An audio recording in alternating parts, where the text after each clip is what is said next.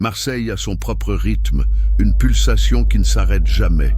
Entre la brume qui envahit les ruelles étroites et le tumulte des marchés bondés, il existe des histoires qui ne se racontent qu'à voix basse, des récits qui n'apparaissent dans aucun journal, mais qui circulent entre ceux qui ont vécu trop près de l'inexplicable. Je pensais avoir tout entendu. Des récits de migrants disparus en pleine mer, des rumeurs sur des ombres mouvantes dans le port, des histoires de personnes qui franchissent la frontière et reviennent, mais qui ne sont plus les mêmes.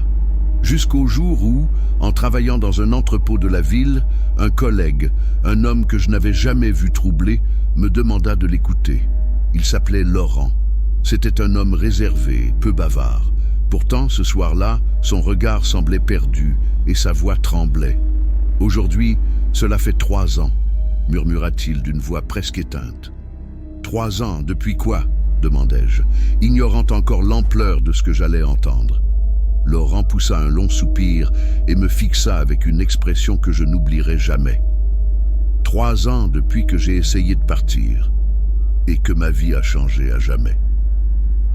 Au départ, je crus qu'il allait me raconter une histoire ordinaire, une de ces tentatives ratées de ceux qui cherchent à atteindre un avenir meilleur et échouent en chemin.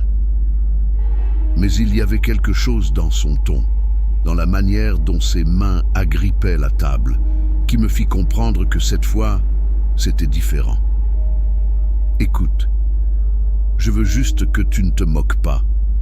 Je sais à quel point ça peut sembler absurde, mais c'est arrivé, et si j'en parle, c'est parce que ça me hante encore. » L'entrepôt était presque vide.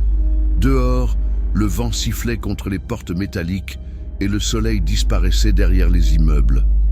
Un frisson me parcourut, mais j'acquiesçai en silence. « Dis-moi !» Laurent avala difficilement sa salive avant de commencer son récit. Je venais de Lyon. Et ainsi, en quelques mots, il m'entraîna dans une histoire que je ne pourrai jamais oublier. Un récit qui, au départ, ressemblait à une simple quête d'un avenir meilleur, mais qui s'était transformé en un cauchemar dont il ne s'était jamais réveillé. Il ignorait que lorsqu'il avait entrepris sa route vers le sud, ce n'était pas seulement la frontière qui l'approchait, mais aussi quelque chose de bien plus sombre. Quelque chose qui l'attendait dans les profondeurs des montagnes, une présence qui n'appartenait pas à ce monde. Et le pire dans tout ça, c'est que Laurent n'avait pas été le seul. Jamais il n'avait envisagé de partir, mais le désespoir l'avait poussé à tenter l'impossible. Comme tant d'autres, il avait quitté son foyer à Lyon et avait rejoint un groupe de personnes avec le même objectif, atteindre l'Espagne, quel qu'en soit le prix. Les premiers jours furent épuisants, mais relativement ordinaires. Il voyageait dans des camionnettes délabrées, traversait des routes poussiéreuses et suivait les instructions de ceux qu'on appelait les passeurs, des hommes qui promettaient de leur faire franchir la frontière en sécurité contre une somme d'argent. Mais tout le monde connaissait la vérité. Ces passeurs n'étaient pas dignes de confiance. Certains abandonnaient les gens en pleine nature, d'autres les livraient aux autorités, ou pire encore, à des groupes criminels exploitant ceux qui fuyaient la misère. Quand ils arrivèrent en Occitanie, tout semblait se dérouler comme prévu. Un camion les déposa dans une zone reculée, leur assurant qu'un guide viendrait les chercher après une marche de plusieurs heures. Mais ce guide ne vint jamais. Laurent se souvient avec précision de ce qu'il ressentit à cet instant. Ce n'était pas simplement de la fatigue ou de la peur. C'était une pression inexplicable dans sa poitrine, un instinct primaire qui lui hurlait que quelque chose clochait. Il y avait quelque chose qui ne tournait pas rond, me dit-il, les yeux rivés sur le sol. Nous avions marché pendant des heures, et tout ce que nous voyions, c'était des collines et encore des collines. Aucun signe de vie. Certains du groupe insistèrent pour continuer, persuadés que l'aide n'était plus très loin. Mais Laurent et un autre homme, Philippe, décidèrent de faire demi-tour et de retourner vers la route principale. Peu leur importait de perdre cette opportunité. Ils préféraient rebrousser chemin plutôt que de s'enfoncer davantage dans l'inconnu. Le retour fut encore plus difficile. La lumière du jour s'amenuisait et le froid mordant de la nuit s'insinuait dans leurs os. Chaque pas les éloignait un peu plus d'une possible salvation et les rapprochait de quelque chose de bien pire. Je n'ai jamais eu aussi froid de ma vie, me dit Laurent. Mais le pire, ce n'était pas le froid, c'était le silence. Toute la montagne semblait retenir son souffle. Pas un bruit de criquet, pas le moindre souffle de vent, pas même l'écho d'un village lointain. Rien d'autre que le craquement de leurs pas sur la terre sèche. Puis ils virent la lumière, un éclat vacillant, à peine perceptible, au sommet d'une colline. Elle semblait bouger comme si quelqu'un allumait et éteignait une lampe torche. Philippe fut le premier à parler. C'est sûrement le passeur, mais Laurent n'en était pas convaincu. Il y avait quelque chose dans cette lumière qui lui donna un frisson incontrôlable. Ce n'était pas la lumière d'un abri, mais ils étaient trop fatigués pour discuter. N'ayant pas d'autre alternative, ils décidèrent de gravir la colline. Et à chaque pas qu'ils faisaient, ils se rapprochaient de ce qui allait devenir la pire erreur de leur vie. L'ascension fut plus ardue qu'ils ne l'avaient imaginé. Le sol était escarpé, couvert de pierres instables qui rendaient chaque pas périlleux. Le vent glacé fouettait leur peau, mordant leur chair comme des lames invisibles. Et pourtant, la lumière était toujours là. À chaque fois qu'on levait les yeux, elle paraissait un peu plus loin, me dit Laurent, comme si elle reculait intentionnellement. Philippe marchait devant, pressé de trouver enfin le passeur ou, au moins, un abri pour la nuit. Laurent, lui, jetait sans cesse des regards autour de lui. Quelque chose l'angoissait. Il ne pouvait pas l'expliquer, mais il sentait qu'il n'était pas seul. Enfin, ils atteignirent le sommet. Mais il n'y avait personne, pas de feu, pas de lampe torche, pas la moindre trace d'une présence humaine. La lumière qui les avait guidés s'était évanouie. C'était comme si elle n'avait jamais existé. La seule chose qu'ils trouvèrent fut une ouverture dans la roche, une caverne. L'entrée était étroite, obscure comme l'abîme lui-même. Depuis l'extérieur, elle ressemblait à une simple faille dans la pierre, un tunnel béant vers le néant. « Tu es sûr que la lumière venait d'ici ?» demanda Laurent. Philippe hésita. Ça devait être ici. Mais dans sa voix, on percevait le même doute que celui qui rongeait Laurent. Le froid devint insoutenable. Leurs doigts étaient engourdis, leurs lèvres gercées par la sécheresse de l'air nocturne. Ils ne pouvaient pas rester dehors. « On peut rester ici jusqu'au matin », proposa Philippe. « Descendre maintenant n'a aucun sens. » Laurent n'était pas convaincu, tout en lui hurlait de ne pas entrer. Mais avait-il vraiment le choix? Ils pénétrèrent dans l'obscurité. L'intérieur de la caverne était glacé et saturé d'humidité, une odeur de renfermé flottant dans l'air, les obligeant à froncer le nez. Ils ne voyaient pas au-delà de quelques mètres, et pourtant, le plafond semblait bas, comme si cet endroit n'était guère plus profond que l'entrée. Ils posèrent leurs sacs et s'adossèrent à la paroi rocheuse. « Ce n'est que pour quelques heures », murmura Philippe en fermant les yeux. Laurent tenta d'en faire autant. Mais le sommeil ne vint jamais. Il y avait quelque chose ici, quelque chose qui les observait. Laurent respirait difficilement. L'air à l'intérieur de la caverne était dense, comme si chaque inspiration lui coûtait plus d'efforts que la précédente. À ses côtés, Philippe avait déjà sombré dans le sommeil, son corps frissonnant sous la mince veste qui peinait à le réchauffer. Le silence était total. Mais ce n'était pas un silence ordinaire. C'était ce genre de silence qui pèse sur les oreilles, qui vous fait douter du bruit de votre propre respiration, qui vous oblige à vous demander si vous êtes réellement seul. Laurent ferma les paupières, essayant de se convaincre que tout allait bien. Mais au moment même où son corps commençait à se détendre, un bruit le fit sursauter. Des pas. Ce n'était pas son imagination. Quelqu'un ou quelque chose bougeait dans la caverne. Le son était léger, presque imperceptible, comme si une présence glissait lentement dans l'obscurité. Cela ne venait pas de l'entrée, mais du fond. Laurent retint son souffle. Était-il possible que quelqu'un d'autre soit là? Il tourna les yeux vers Philippe, profondément endormi. Devait-il le réveiller ou rester immobile? Les pas cessèrent. L'air se fit plus lourd, comme si la caverne respirait avec eux. Un frisson remonta le long de l'échine de Laurent. Il se força à croire que son esprit lui jouait des tours. La fatigue, le froid, la peur, tout se mélangeait et lui faisait sans doute imaginer des choses. Ou du moins, c'est ce qu'il voulait croire. Il ferma les yeux et se força à dormir. Et, à un moment donné, il y parvint. Des heures plus tard, un sursaut le réveilla. La caverne était toujours plongée dans les ténèbres, mais quelque chose clochait. Il tourna la tête. Philippe n'était plus là. Son cœur s'emballa. Il se redressa brusquement, sentant sous ses mains le sol glacé. « Philippe !» chuchota-t-il d'une voix tremblante. Aucune réponse, seulement ce même silence oppressant qui l'accompagnait depuis leur entrée ici. Laurent se leva précipitamment et se dirigea vers la sortie, espérant trouver son ami dehors. Mais lorsqu'il tourna la tête vers le fond de la caverne, il vit quelque chose bouger, quelque chose qui n'aurait pas dû être là. Son souffle se bloqua dans sa gorge. Dans l'obscurité, une forme indistincte remuait lentement. Il ne distinguait pas bien la silhouette, mais il y avait quelque chose d'anormal dans sa façon de se mouvoir.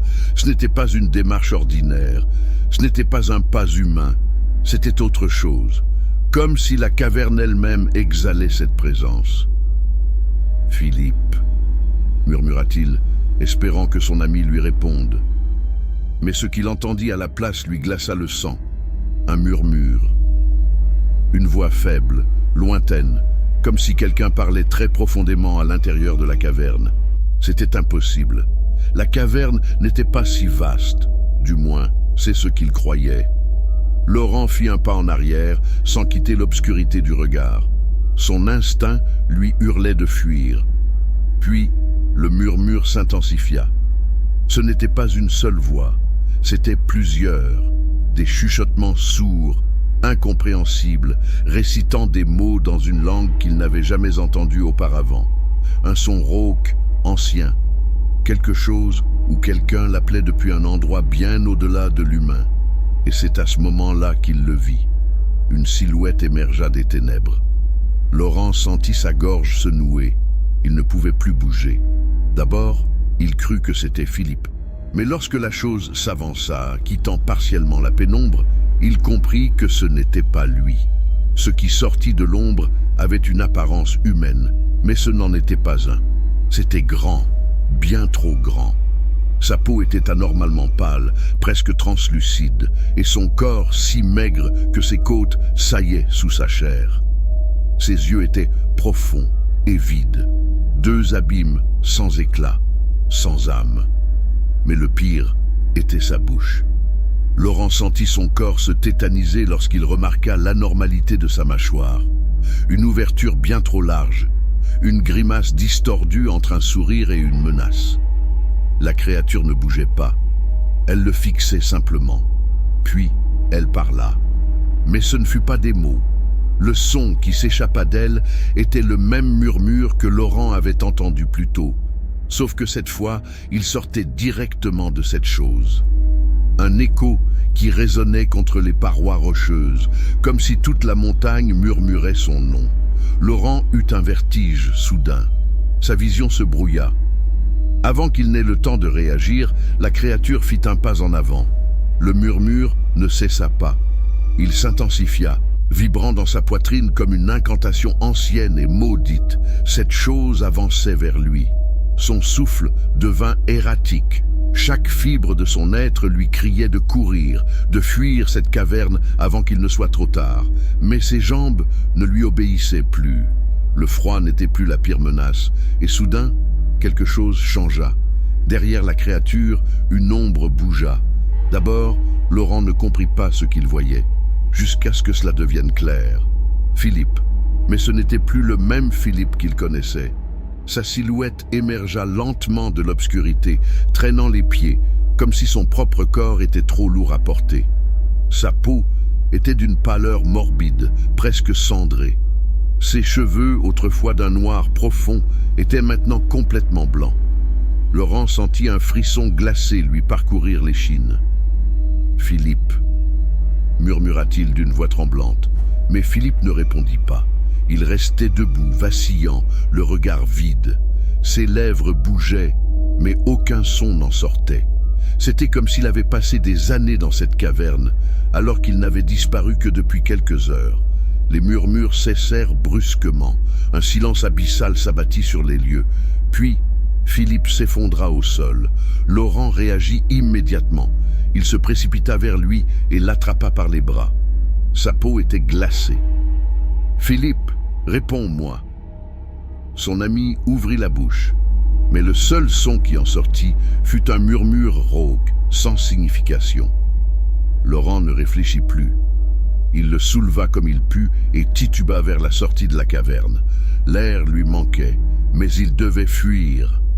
Alors qu'il traînait Philippe hors de la caverne, il sentit une pression glaciale à la nuque. C'était comme si quelque chose l'observait, quelque chose qui était resté à l'intérieur. Mais il n'osa pas se retourner. Il ne voulait pas voir ce qui se trouvait derrière eux. Il continua simplement à avancer, priant en silence, jusqu'à ce que l'air glacial de la montagne frappe son visage comme une lame tranchante. Ils étaient enfin sortis. Mais Laurent sut, à cet instant précis, que le pire n'était pas terminé. Parce que Philippe n'était plus le même. Le vent mordant s'abattit sur lui, mais il n'eut pas le luxe de s'arrêter. Philippe était presque inconscient, son corps pesant lourdement dans ses bras. Laurent sentait la fièvre brûler sous la peau glaciale de son ami, une contradiction terrifiante. Mais ce qui l'effrayait encore plus, c'était cette sensation.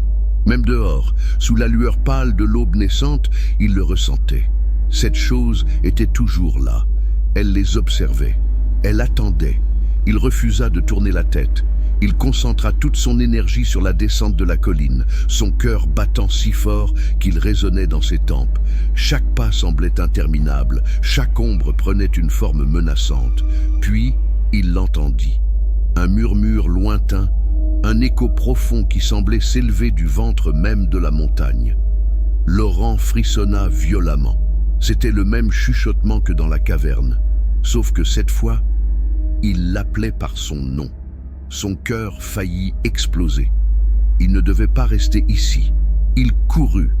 Il courut avec toute la force qu'il lui restait, serrant Philippe contre lui, trébuchant sur des pierres, persuadé que le sol allait s'effondrer sous ses pieds à tout instant. Puis, au bas de la pente, il vit ce qu'il avait prié pour trouver. La route. Il se traîna jusqu'à elle avant de s'effondrer à genoux, haletant. Philippe respirait à peine. Sa peau était encore plus marquée, comme si quelque chose le consumait de l'intérieur. Laurent leva les yeux et aperçut un camion approcher au loin, leur seule chance. Il se releva d'un bond, agitant les bras frénétiquement. « Arrêtez-vous, je vous en supplie !» Le camion freina brusquement, soulevant un nuage de poussière. Un homme aux traits burinés par les années de soleil descendit d'un bond. « Bon sang, qu'est-ce qui vous est arrivé ?» Laurent ne trouva pas les mots. « Il faut nous aider !» cria-t-il, sa voix brisée par l'urgence. Le conducteur posa les yeux sur Philippe et son visage se figea. Une peur instinctive traversa son regard. « Montez, tout de suite, aucune question, aucune hésitation !» Laurent et Philippe furent tissés à l'arrière du camion. Le moteur rugit et en quelques secondes, la montagne disparut derrière eux. Mais Laurent savait qu'il n'était pas en sécurité, parce que, au moment où le camion s'éloignait, il jeta un dernier regard vers la colline. Et là, à l'entrée de la caverne, quelqu'un les observait, ou plutôt quelque chose.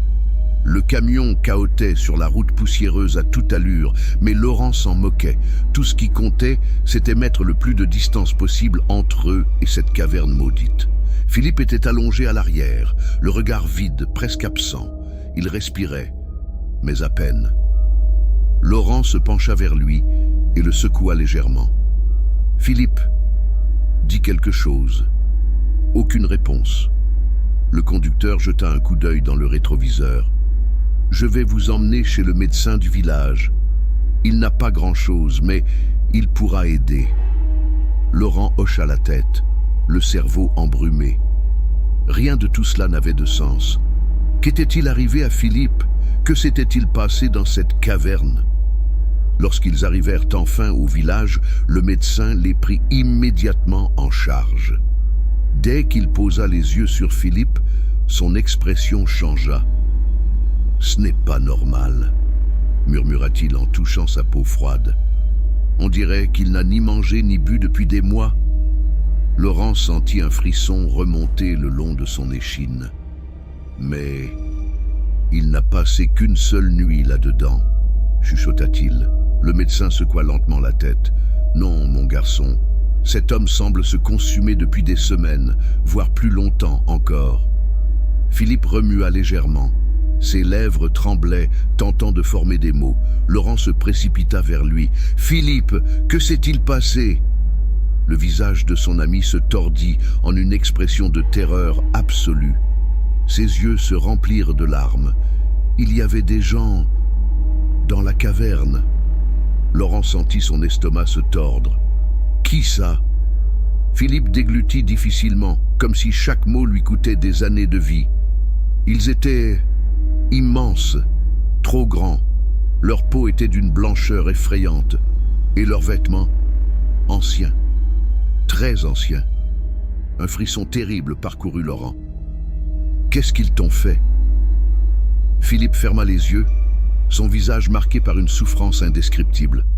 « Ils m'ont vu, ils m'ont appelé, ils m'ont offert quelque chose. » Laurent sentit un vide se creuser en lui. « Quoi ?» Philippe trembla. Ses lèvres s'entr'ouvrirent dans un murmure à peine audible.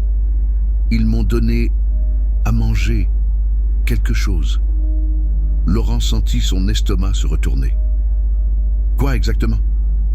Philippe ouvrit les yeux et le fixa avec une détresse déchirante. Sa voix n'était plus qu'un souffle. Une pomme. Le médecin resta figé. Laurent sentit l'air devenir lourd autour de lui. Et ensuite, qu'est-ce qui s'est passé? Philippe laissa échapper un gémissement étranglé. J'ai senti que quelque chose en moi s'effondrait. Son corps se mit soudainement à convulser. Un spasme violent, inhumain. Ses os craquèrent d'un son atroce, comme si son squelette s'effondrait sous sa propre chair.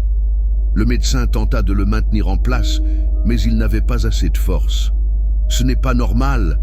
cria-t-il, la voix tremblante. Laurent recula jusqu'à heurter le mur. La peur le paralysait. « Philippe, tiens bon !» Mais son ami ne l'entendait plus. Ses yeux étaient ouverts, mais vides, comme s'il n'était déjà plus là. Puis, il s'immobilisa. Un silence étouffant envahit la pièce. Le médecin resta figé. Laurent retint son souffle. Non, ce n'est pas possible.